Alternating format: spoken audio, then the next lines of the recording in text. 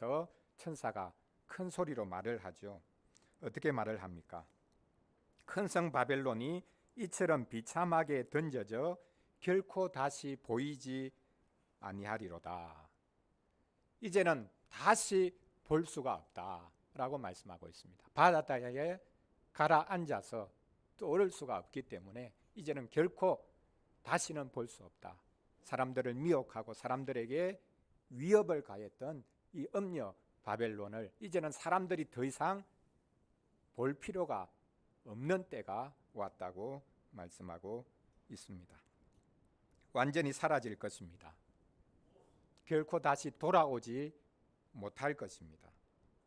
큰 돌을 바다에 던졌다라고 말씀하는데요. 구약 성경에 보면 큰 돌을 강바닥에 던지라 라고 하나님께서 말씀하시고 또 그것을 실제로 행했던 경우가 있습니다.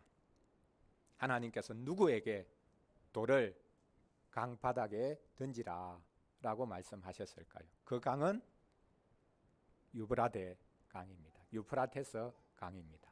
자, 하나님께서 누구에게 돌을 유프라테 강에 던지라, 그래서 가라앉히라 라고 말씀하셨을까요? 선지자 예레미야입니다. 그때는 그냥 돌이 아니라 무언가가 기록되어 있는 책에다가 이 돌을 메어서 유브라데 강에 던지라 라고 말씀하고 있습니다. 사람 발목에 큰 돌을 달아서 바다에 던지는 것과 같은 것이죠. 이번에는 사람이 아니라 책에다가 돌을 메어서 강에 던지라. 그러면 돌과 더불어서 무언가가 기록되어 있는 이 책이 떠오르지 못하고 강에 가라앉아 있게 될 것입니다. 하나님께서 바벨론을 일으키셔서 이스라엘을 치십니다. 많은 유대인들이 바벨론의 포로로 잡혀가죠. 그래서 아마 이 유브라데 강변을 보면서 그 강변을 통해서 바벨론이라는 그 대제국의 도시로 들어가서 포로 생활을 했을 것입니다. 예레미야 선지자도 잡혀갑니다. 이제 하나님께서 바벨론에게 놀랍게도 보복하시겠다라고 말씀하고 계십니다. 이스라엘을 치기 위해서 바벨론을 사용하셔 놓고는 그 다음 순간에 하나님께서 이 바벨론을 치겠다라고 말씀하십니다. 왜냐하면 바벨론이 하나님의 도구가 된 것으로 만족하지 않고 하나님 위에 자신을 높였기 때문에, 그리고 하나님도 심지어는 조롱했기 때문에 하나님께서 이스라엘을 치게 하셔 놓고는 그 다음 순간에 이 바벨론을 하나님께서 무너뜨리겠다라고 말씀하십니다. 그것을 선지자 예레미야에게 말씀하시고 책에 기록하라 라고 하십니다. 그리고는 바벨론의 멸망이 기록된 그 책에다가 돌을 메어 가지고 유브라데 강에 던져 넣으라 라고 말씀을 하십니다. 하나님께서 말씀하십니다. 예레미야 51장 63절부터의 말씀인데요. 바벨론이 나의 재난 때문에 이같이 몰락하여 다시 일어서지 못하리니 그들이 피폐하리라. 구약시대 바벨론이 실제로 무너지고 유브라데 강변에서 엎어지고 가라앉아 버렸습니다. 이렇게 바벨론처럼 자신을 하나님인 것처럼 높이고 거들먹거리는 이들이 맷돌처럼 바다에 수장될 것이다 라는 것, 이미 구약시대에 하나님께서 말씀하셨고 이제 요한을 통해서 마지막으로 선언하고 계시는 것을 볼 수 있습니다. 오늘 본문을 보십시오. 21절부터 시작해서 끊임없이 반복되는 말이 나오죠. 어떤 말이 반복됩니까? 결코 다시는 무엇 하지 않는다 라는 말이 반복됩니다. 결코 다시는 이런 일이 일어나지 않는다 라는 말이 반복됩니다. 몇 번이나 반복이 되는지 헤아려 보십시오. 6번이나 반복됩니다. 결코 다시는 무엇이 보이지 않는다. 그리고 들리지 않는다. 그리고 비치지 않는다. 이렇게 말씀을 하고 있습니다. 먼저 큰 성 바벨론이 이제는 더 이상 보이지 않는다고 말씀하고 있습니다. 세상에 가장 크게 보였던 바벨론입니다. 그런데 그 바벨론이 이제는 더 이상 눈을 씻고 보아도 보이지 않게 될 것이다 라고 말씀하고 있습니다. 또한 보이지 않는 것을 언급을 하는데요, 어떠한 세공업자든지 결코 내 안에서 보이지 않는다라고 말씀하고 있습니다. 그리고 비치지 않는다라는 말도 나옵니다. 바벨론의 영광이 대단했거든요. 눈부셨습니다. 그런데 그 눈부심이 한순간에 사라져서 어떤 빛도 비치지 않는다라고 말씀합니다. 23절을 보십시오. 등불빛이 결코 다시 내 안에서 비치지 않는다고 말씀합니다. 그렇습니다. 바다에 가라앉았으니 빛이 완전히 사라진 것과 다르지 않습니다. 하나님을 대적하는 이들에게는 철저한 어둠만이 있을 것이라는 것을 말씀하고 있습니다. 하나님을 대적하는 것, 그래서 거대한 세력을 이루는 것, 그것이 찬란한 빛을 가져다 주는 것 같지만 정반대입니다. 철저한 어둠 속을 헤매게 될 것입니다. 하나님이 세상을 만드셨기 때문에 하나님을 인정하지 않는 사람은 어둠 속에 거할 수밖에 없습니다. 하나님께서 일반 은총을 주셔서 세상을 알아가게 하셨습니다. 세상에서 비치는 빛들을 보게 하셨습니다. 하지만 하나님을 대적하면 그 지혜가 어리석어집니다. 그래서 가면 갈수록 어둠 속에 처할 수밖에 없고 더듬거릴 수밖에 없는 것입니다. 여러분, 종교를 한번 생각해 보십시오. 정치를 생각해 보십시오. 얼마나 사람들에게 빛을 주고 영광을 보여줘야 할 것들이 스스로 어둠 속을 헤매고 있는 모습을 볼 수 있습니다. 종교와 정치조차도 밝은 빛을 사람들에게 주는 것이 아니라 오히려 어둠과 완고함 속에 헤매게 만듭니다.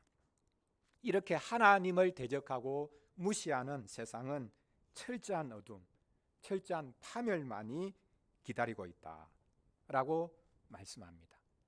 바다에 던져져서 빠져버린 가라앉은 맷돌같이 회복될 수 없을 정도로 완전히 파괴되고 이제는 더 이상 볼 수도 없을 것이라 라고 말씀하고 있습니다. 자, 첫째로 맷돌이 더 이상 이제 보이지 않을 것이다 라고 말씀합니다. 자, 맷돌이 바다에 가라앉아 버렸습니다.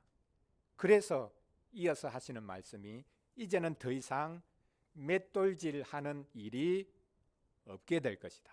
맷돌 가는 일이 없을 것이다 라고 말씀합니다.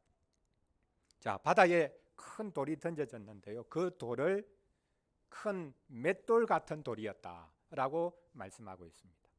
왜 이 돌이 맷돌같이 생긴 돌이라고 말씀할까요? 자, 우리 친구들 맷돌을 압니까? 맷돌이 뭐죠? 요즘 말하면 기계, 제분소에 있는 밀 같은 것들을 빻고 가는 기계라고 생각하면 됩니다. 그게 이제 돌이었습니다. 옛날에는 돌이 두 개 있는데요, 위에 돌이 있고 아래 돌이 있습니다. 아래 돌은 고정되어 있습니다. 위에 돌은 손잡이가 있어서 돌릴 수 있습니다. 그리고 윗돌 가운데에는 구멍이 나 있죠. 그럼 그 구멍으로 곡식을 넣으면 그게 이제 윗돌 아랫돌 사이에 이제 이 곡식이 딱 자리 잡게 되죠. 그러면 위에 있는 돌을 돌리면 그 가운데 들어갔던 곡식이 알갱이가 이제 가루로 이제 빠지게 되는 것이죠. 옛날에는 시골 집집마다 이 맷돌을 가지고 있었습니다. 맷돌 같은 돌이 바다에 던져졌다, 가라앉았다라고 말씀하고 있습니다. 그러면 왜 맷돌을 바다에 던져서 가라앉혀 버리가 있습니까? 이것은 상징적인 것인데요. 경제가 폭망했다, 이렇게 말할 수 있습니다. 오늘 본문 바로 앞부분에서 바벨론이 멸망하는 것을 지켜보면서 통곡한 이들이 있었죠. 세 종류의 사람들이 통곡했습니다. 누굽니까? 땅의 왕들이, 그리고 상인들이, 그리고 해상무역에 종사하던 선장 포함해서 승객, 선원들이 바벨론이 멸망하는 것을 보면서 통곡했다라고 말씀했습니다. 왜 통곡했습니까? 자기 이익이 끊어졌기 때문이죠.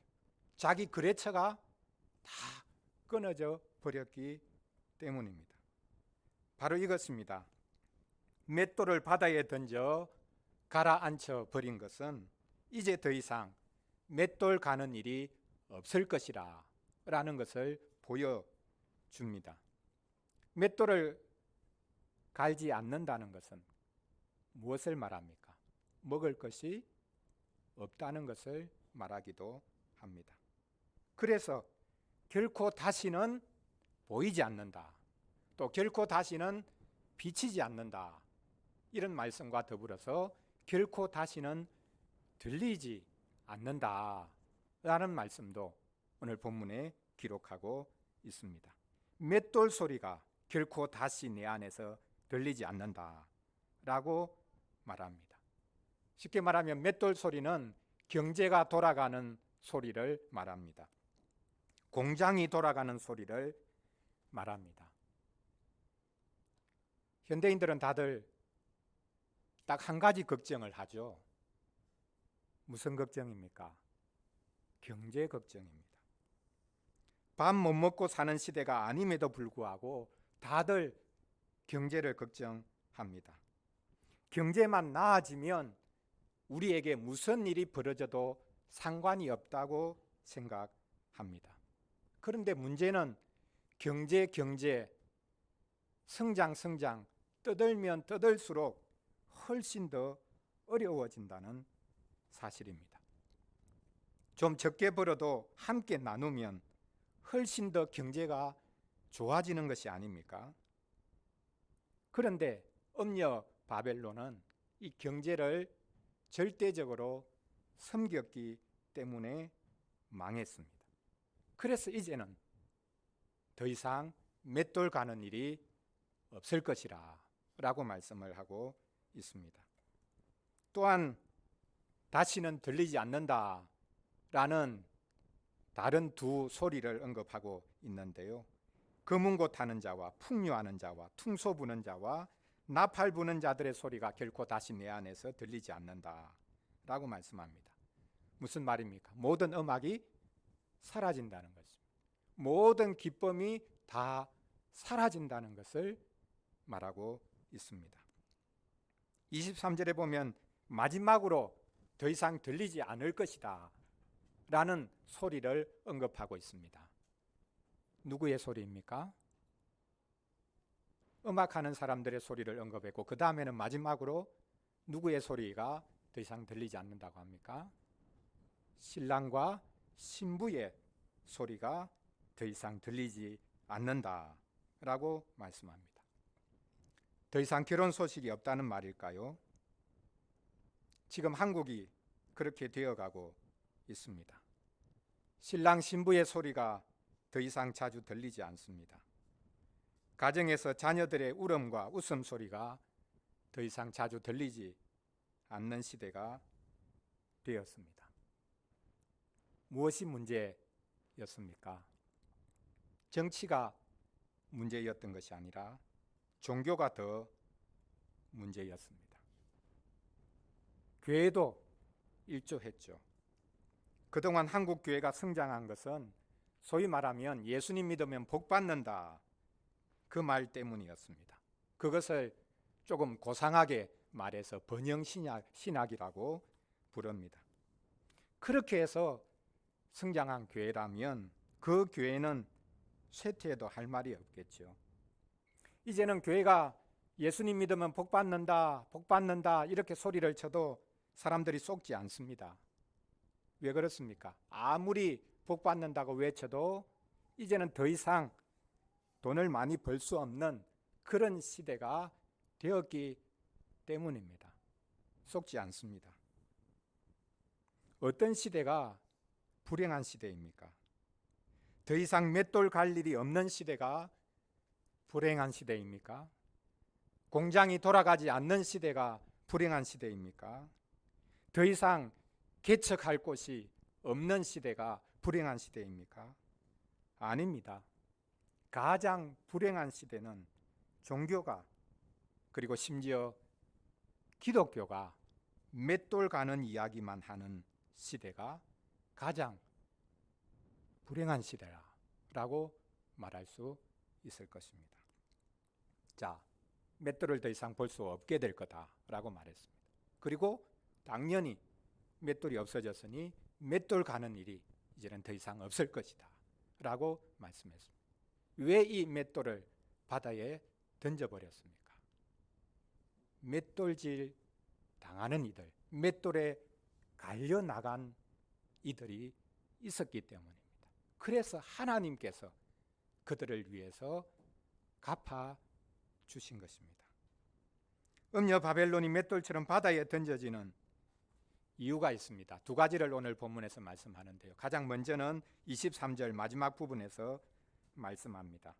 너의 상인들은 땅의 왕족들이라 내 복술로 말미암아 만국이 미혹되었도다.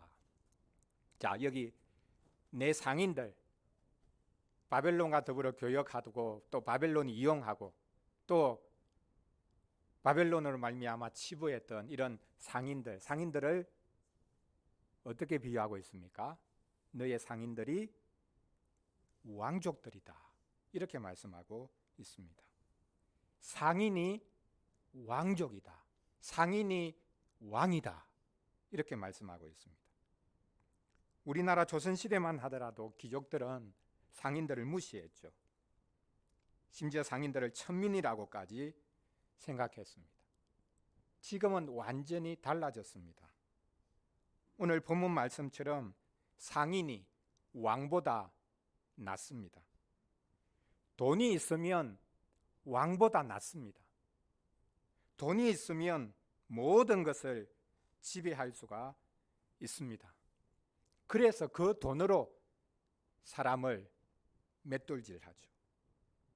곡식이 맷돌에 갈리는 것이 아니라 사람이 맷돌에 갈려 나가고 있습니다. 수많은 직장인들이 쥐꼬리만한 월급을 받고는 몸뿐만 아니라 영혼을 갈아 넣고 있습니다. 사람의 몸만이 아니라 영혼마저 바치라고 요구하고 있습니다. 이 왕족과 같았던 바벨론의 상인들, 그들이 복술로 온 만국을 미혹했다라고 본문에서 말씀하고 있습니다. 이 복술은 쉽게 말하면 마술입니다. 무엇이 마술입니까? 사람들에게 마술을 부려서 없는 것도 있게 만들죠. 속는 것이죠. 현대판 마술이 바로 경제입니다. 마술을 부려서 사람들에게 경제적인 부를 약속합니다. 그런데 그 마술은 사기에 불과합니다. 금융 자본주의야말로 현대판 연금술이라고 부를 수 있습니다. 1,000만 원 투자해서 1억 벌 수 있다, 아니 10억을 벌 수 있다 라고 하니 어느 누가 거기에 뛰어들지 않겠습니까? 아무것도 없는 것인데 있는 것처럼 속여서 무언가를 하게 만듭니다. 투자하게 만듭니다. 가치를 한껏 부풀려 놓고는 모두들 달려들게 만들고는 쪽박차게 만들죠. 선수들은 먼저 다 털어먹고 빠져나가기 때문입니다. 현대판 마술, 그것이 경제라고 부를 수 있습니다. 음녀 바벨론이 맷돌처럼 바다에 던져진 것이 바로 이것 때문이다. 사람들을 갈아 넣었기 때문에.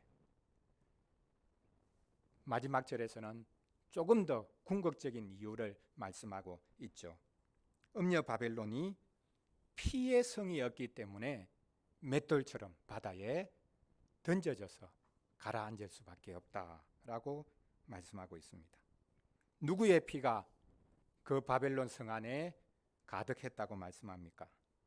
선지자들과 성도들과 및 땅 위에서 죽임을 당한 모든 자의 피가 그 성 중에서 발견되었다라고 말씀합니다.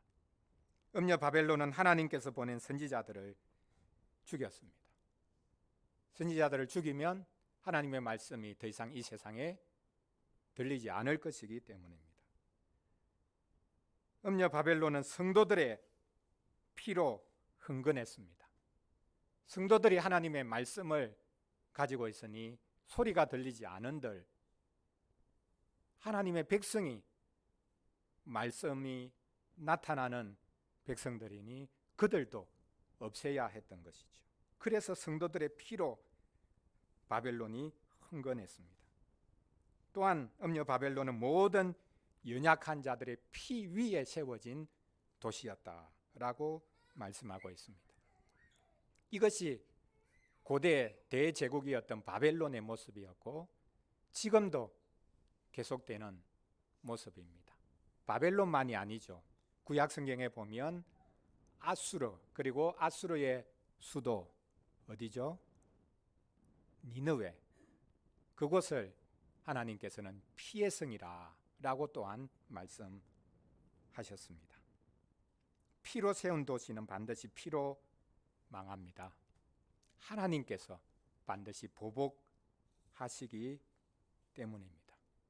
그렇다면 지금 사도 요한은 지금 이 시대, 사도 요한이 편지를 쓰던 시대에는 피의 성을 무엇이라고 지명을 하고 있는 것이겠습니까? 당시 로마 제국을 피의 제국이라고 말하는 것이겠습니까?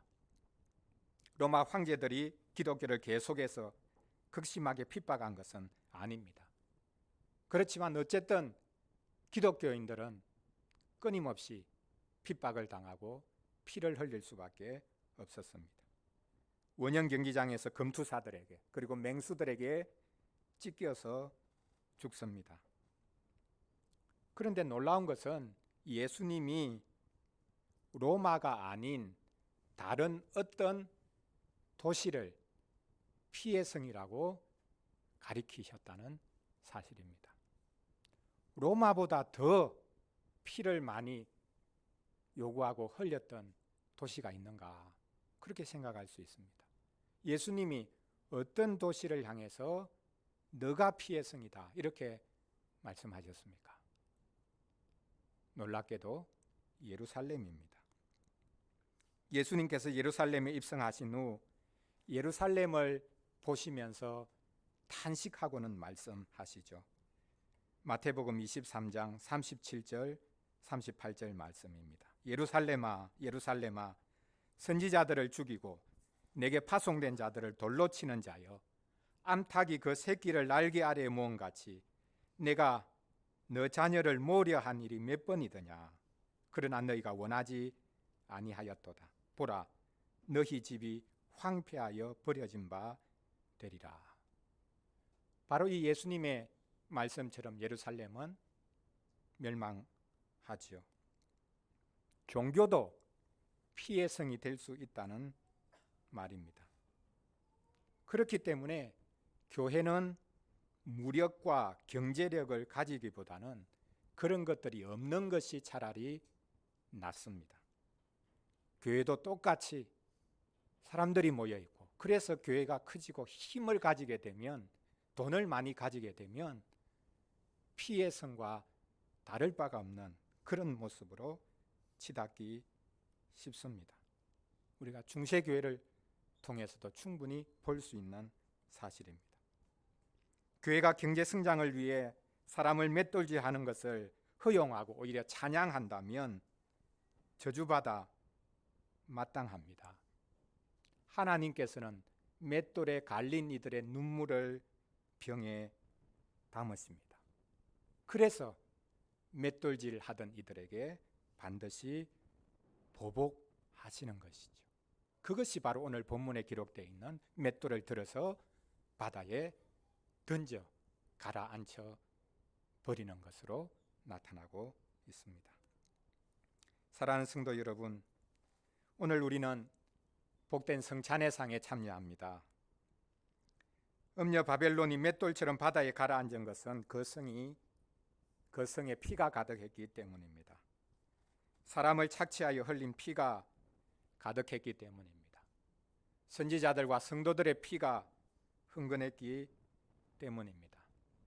여러분, 요즘 드라마를 보십시오. K컬처, K드라마, K영화 이런 이야기들을 많이 하는데요. 가면 갈수록 참 보기 힘든 장면들이 너무 많이 나옵니다. 어디든지 피가 흥건합니다. 얼마나 사람을 많이 죽이는지 이제는 한두 사람 죽는 것은 아무것도 아닌 것처럼 생각합니다. 현대 문화가 이렇게 피를 즐기는 문화다라는 것을 우리가 알 수 있습니다. 하나님께서는 피를 즐기는 이 세상에 피의 모습으로 나타나십니다. 피에 대항해서 피를 내세우십니다. 그리스도의 피를 우리에게 보여주십니다. 우리가 피에 굶주릴 때 주님께서는 자신의 피를 흘려주십니다. 그래서 우리의 피 흘린 죄를 주님의 피로 덮어주십니다. 우리가 하나님 앞에 설 수 있는 것은 그리스도께서 당신의 피를 흘려주셔서 우리 피를 덮어주셨기 때문입니다. 오늘 우리가 이 성찬회상에서 그리스도의 그 피를 받습니다. 우리를 위해서 흘려주신 피입니다. 얼마 전에 학부모 갑질로 인해서 교사들이 여러 명 죽었습니다. 그랬더니 많은 젊은이들이 나서서 가해한 학부모 신상을 까발리고 대신 복수하려는 모습을 보였습니다. 끔찍한 모습입니다. 정의를 위해서 가해한 부모를 신상을 공개시키고 그렇게 해서 찾아가 가지고 소리 지르고 무슨 일을 하면 매장을 시키려고 하는 이런 모습들, 정의로운 행동이지요. 그러나 그것이 얼마나 우리가 정의라는 이름으로 피에 굶주려 있는가, 이것을 보여주는 것이기도 합니다. 그리스도께서 흘려주신 피만이 피를 요구하고 피를 즐기는 우리의 욕망을 잠재울 수 있습니다. 오늘 우리가 그리스도의 피를 마시면서 우리 피 속에 들끓는 모든 살이와 폭력과 음란함들을 죽일 수 있기를 바랍니다. 이 피를 마시면서 피에 굶주린 우리의 복수심, 정의라는 이름으로 피를 즐기는 우리의 욕망을 잠재울 수 있기를 바랍니다. 피는 피를 부르지만 그리스도의 피는 우리의 핏빛 살이를 죽입니다. 오늘 우리는 그리스도의 피를 우리의 피에 채우는 복을 누릴 수 있습니다. 오늘은 그리스도의 피로 우리 모두가 수혈받는 시간입니다. 복된 피로 우리의 혈관을, 우리의 피를 채울 수 있기를 간절히 바랍니다. 기도하겠습니다. 하나님 아버지, 하나님께서는 큰 맷돌을 바다에 던져 가라앉히십니다. 늘 갈던 맷돌, 활기차게 돌아가던 경제가 한순간에 정지될 것을 말씀하고 있습니다. 사람을 갈아 넣었던 맷돌이 바다에 잠겨 더 이상 떠오르지 못할 것입니다. 자기 이익을 위해 남을 갈아 넣던 이들이 철저하게 패망할 것입니다.